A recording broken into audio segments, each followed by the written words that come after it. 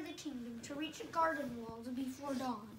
Male and female, rich and poor, young of old, magic and not.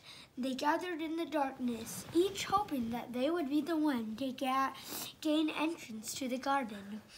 3 witches, each with her burden of woe, bent on the outskirts of the crowd, and told one another their sorrows as they waited for sunrise.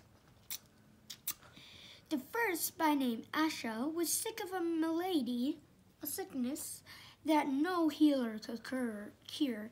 She hoped that the fountain would banish her symptoms and grant her a long and happy life. And the second, by name Altheda, had been robbed of her home, her gold, and her wand by an evil sorcerer. She hoped that the fountain might relieve her of her powerlessness and poverty. The third, by name Amata, had been deserted by a man whom he loved dearly and thought her heart would never mend.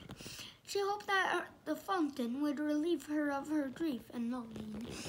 Pitying each other, the 3 women agreed that, should the chance befall them, they would unite and try to reach the fountain together. The sky was rent with the first ray of sun, and a chink in the wall opened. The crowd surged forward, each of them shrieking their own claim for the fountain's benison. Choice. That's what it means, choice. Creepers from the garden beyond snaked around the pressing mass, twisted themselves around the first witch, Asha. She grasped the wrist of the second witch, Theda, who seized tight upon the robes of the third witch, Amata, and Amata began caught upon the armor of a dismal-looking knight who was seated on a bone-thin horse. The creepers tugged the 3 witches through the chink in the wall, and the knight was dragged off his steed after them. Do you think they'll reach the Fountain of Fair Fortune? Yeah.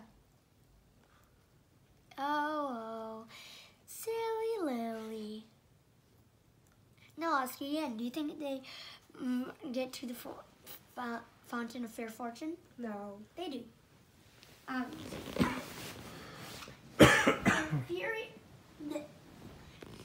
The creepers tugged the 3 witches through the chink in the wall, and the knight was dragged off his steed after them. The furious screams of the disappointed throng rose upon the morning air, then fell silent as the garden's walls sealed once more. Asha and Altheda were angry with Amata, who had accidentally brought along the knight. Only one can bathe in the fountain.